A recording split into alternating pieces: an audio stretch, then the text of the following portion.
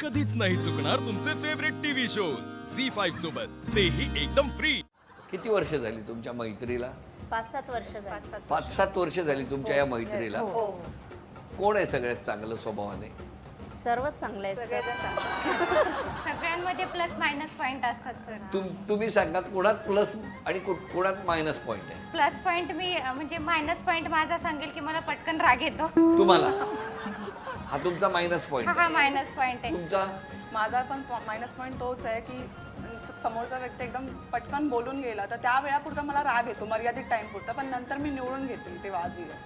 पण जर असं बोलायचं झालं की या ग्रुपमध्ये जर सगळ्यात शांत आणि बोलतात ना तेवढंच समंजसपण आता साधना मॅडम. माझा पण मला राग खूप येतो आणि जातो पण लवकर. माझं पण मला राग लगेच येतो, परंतु मी बोलत नाही. राग आला ना तरी समोरच्याला मी बोलत नाही, म्हणजे खूप पेशन्स ठेवते. म्हणून मला त्याचा त्रास होतो नंतर. कसला? मानसिक त्रास होतो मला त्याचा. हा पण मला सांगा राग पण आला तरी की पण मी बोलत नाही. नाही म्हणजे कुकर सारखं आहे तुमचं. हो की नाही? तरी पण बोलत नाही. पण नंतर जेव्हा एकदा स्फोट होतो एकदमच मग कुकर.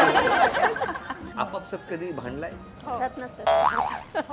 कोणाचं झालं? माझं आणि निलिमाचं असं म्हणजे आमचं असतात म्हणजे काही मुद्दे असतात त्याच्यावर आमची भांडणं नेहमी असतात. पण ते असं बोलतात ना की एक काय बोलतात त्याला, शीतयुद्ध त्या प्रकारे होतं. तुमच्या दोघींचं? अजून तुमचं? हो झालं. कोणाबरोबर? साधना मॅडम सोबत. साधना मॅडम बरोबर. कशावरून? कधी कधी असं होतं की दोघींचे मुद्दे एकमेकींना पटत नाही.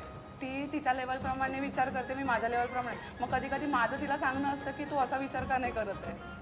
म्हणजे काही गोष्टीमध्ये असं बोलायचं मला ह्या ठिकाणी नाही जायचंय, तरी पण ती बोलते तू चल एकदा येऊन तर बघितल्यानंतर समजेल. मग असं करून मग चला म्हणजे तुमच्या दोघींचं झालेलं आहे. तुमचं? माझं कोणाबरोबर कधीच भांडण झालं नाही. तुमचं एकदम होणार ना स्फोट. तुम्ही सगळं मनात ठेवून दिलंय. तुमचं? माझं असं भांडण असं कोणाच बरोबर नाही झालंय, पण कधी काही काही गोष्टी चुकल्या तर थोडंसं मला असं राग आला तर नंतर मग मी स्वतःलाच हे करते की अरे थोडं लेट झालं तर रागवायचं नाही. ती पण माझ्यासारखी गृहिणी आहे, तिला पण थोडंसं लेट होत असेल मग मी सोडून देते. पण असं भांडण नाही कधी.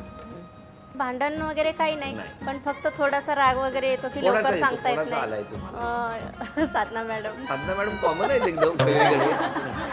कारण त्या कधीही ठरवतात कधी मीटिंग घ्यायची काय, आणि तेव्हा मग अर्जंट आम्हाला सांगतात की इथे इथे यायचंय. तुमचं त्यांच्या बरोबर सर्वांना. झालंय. तुमचं? ज्योती मॅडम आणि साधना मॅडम बरोबर होतं. भविष्यात काय करण्याची इच्छा आहे तुम्हाला? हाऊसवाईफ ही बाहेर जाऊन इन्कम घेऊ शकत नाही, पण आमच्यासारख्या ज्या लेडीज आहेत त्यांना एक एक्स्ट्रा इन्कम, एक नवी ओळख देण्याचा आमचा एक मोटो आहे. का तर त्यांनाही मान सन्मान मिळावा ही आमची इच्छा आहे. कारण घरामध्ये सकाळपासून तर संध्याकाळपर्यंत एखादी लेडीज राबते, तिला कुणी विचारत पण नाही सर. पण याच्यामध्ये आम्ही ज्या कन्सेप्टमध्ये काम करतोय तिथे आम्ही एखाद्याला आरोग्य देतोय, एखाद्याला इन्कमचा सोर्स देतोय, एखाद्याचा जीव वाचवतोय. पैशापेक्षाही आमचं इथं मोठं ब्लेसिंगचं जे काम होतं ते प्रत्येकाच्या आयुष्यात यावं अशी आमची इच्छा आहे. हे आमचं ड्रीम आहे आणि ते कार्य आम्ही पूर्तीच नेणार. त्याच्यासाठी हा ग्रुप आहे, ही मैत्री आहे असं मी म्हणेन. किती मस्त. हो की नाही? स्वतःसाठी जगत असताना दुसऱ्यासाठी काहीतरी करावं ही भावना तुमची आहे. पण इतकं सगळं तुम्ही करत असताना घरी का चिडचिड असते तुमची? घरी चिडचिड म्हणजे असं घरी काय टायमिंगचं होतं ना, सगळं गोंधळ होतो ना. तुम्हाला तर सगळ्या कामात मिस्टर मदत करतात. करतात ना? माझे मिस्टर मदत करतात ना सर. तुमचे? माझे पण करतात, कारण ते माझ्या बरोबरच काम करतात. हा थोडं थोडं कारण त्यांना असं पटकन असं समजत नाही की बाबा ही काहीतरी करते. प्रेम करायचं बरं समजलं त्याला पटकन. हा पण सांगितलं ना करतात, असं बोलली की हे करा असं नाही. तुम्हाला उठल्याबरोबर चहा देतात? नाही सर. नाही. नाही, त्यांना गॅस पण नाही लावता येत. गॅस नाही, पण ते स्वतःच गॅसवर असतात दिवस. तुमचे मिस्टर चहा देतात ना? मीच करते. किती वर्ष झाली लग्नाला? आता 12 वर्ष. 12 वर्षात एकही कप चहा नाही दिला मिस्टरांनी तुमच्या? नाही, चहा देतात. बघितलं म्हणजे रोज पण 12? रोज नाही, मग रोज नाही. आजारी पडलं तरच देतात. मग त्यासाठी आजारी पडावं लागतं. त्यासाठी आजारी पडावं लागतं. आणि रोज असं म्हणजे भाजी बिजीला थोडीशी मदत करतात. मग आता अजून काय करायचं त्यांनी? अजून पण करायला पाहिजे. काय करायला पाहिजे? मग आता आम्ही सकाळी घरातलं सगळं काम आवरायचं, जॉबला जायचं, जॉबवरून परत हा पार्ट टाइम करतो आम्ही माय लाईफस्टाईलचं, हे पण करायचं, परत संध्याकाळी घरामध्ये पण करायचं. मग थोडीफार अजून मदत करायला करतात हवी ना. ना. तेवढीशीच नाही ना, भाजी अजून- ते करतात. भाजी नाही करत, भाजी निसायला मदत करतात फक्त, भाजी नाही करत. म्हणजे करायला. काय काय साफ करायला, पण साफ ती तर करायला. केवढी मदत आहे, म्हणून तुम्ही करू शकता भाजी. ती तर काय सर कोण पण करतं ना, ती पण काय करतं भाजी करून तरी एखाद दिवशी त्यांनी द्यायला पाहिजे आपल्याला. तुम्हाला? हा. हळूहळू चपात्यांपर्यंत पोहोचाल तुम्ही. हा? तुमचे मिस्टर? मला थोडंसं बोलायचं ह्याच गोष्टीवरती की आता 10 मेला आमचा रिसेंटली मॅरेज अॅनिव्हर्सरी झाली आणि मिस्टरना सांगितलं होतं थोडंसं लवकर या, पण त्यांना पॉसिबल झालं नाही लवकर येणं. मग त्या दिवशी मी त्यांच्याशी बोललीच नाही. अॅनिव्हर्सरीच्या दिवशी काय दिवस निवडला तुम्ही? मग अशा तऱ्हेने अॅनिव्हर्सरी तुमची झाली आणि नाही. त्याच्यामध्ये म्हणजे मॅडमला तर मी नेहमी सांग बघा कसं लेट होतं, पण ह्या नेहमी ना माझ्या मिस्टरांची साईड घेऊन बोलत असतात.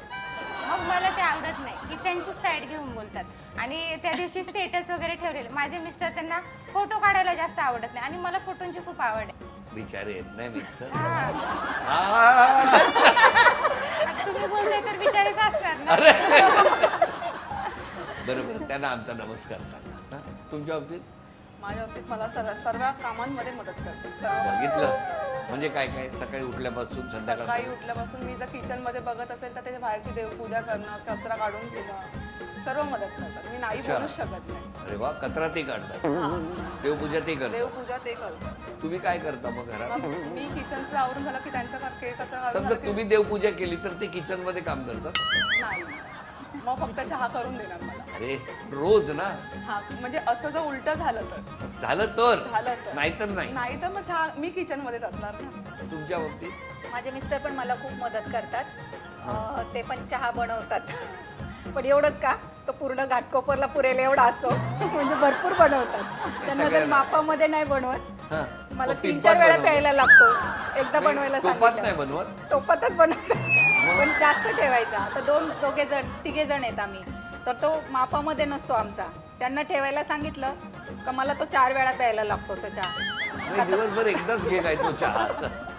बरं, तुम्ही आज क्षमा मागायची तर कोणाची? मी आज जर क्षमा मागायची म्हणेल तर मी माझ्या वडिलांची मागेन, जे आज म्हणजे ह्या जगामध्ये नाहीत सर. पण त्यांची जी काही स्वप्न होती ती मी पूर्ण करू शकले नाही. पण तुम्ही वडिलांची क्षमा मागा. हो, ते या जगामध्ये नाही आहेत, पण त्यांची क्षमा मी नक्की मागू इच्छिते. आणि ते कुठेही असतील तर त्यांनी मला माफ करावं. जिथे मी कमी पडले त्यांना माझ्या आईला, भावांना आणि बहिणीला साथ देण्यामध्ये तिथे त्यांनी मला समजून घ्यावं आणि मला क्षमा करावी. तुम्ही? मी क्षमा मागायची झाली तर मी माझ्या आईची मागू इच्छिते. कारण की कसं होतं, लग्नाच्या आधी आपला जो हट्टी स्वभाव असतो त्याच्यामुळे काही कारणाने आपण आईला खूप सतावतो, त्रास देतो. मग आता लग्न झाल्यापासून मला त्या दिवसांची जेव्हा आठवण होते ना, तेव्हा मला आईची माझ्या क्षमा मागावीशी वाटते की मी तिला खूप त्रास दिला. तुम्ही? मी क्षमा मागायची झाली तर माझ्या मुलांची मागेल. कारण ह्या फील्डमध्ये मी जे आहे ना, माझं फील्ड वर्क येतं. 2-2, 3-3 दिवस पण मी बाहेर असते, तर त्यांना जो पाहिजे तो वेळ मी देऊ नाही शकत. त्यांची क्षमा मागा. झी5 ॲप डाउनलोड करा आणि पहा सर्व एपिसोड्स एकदम फ्री.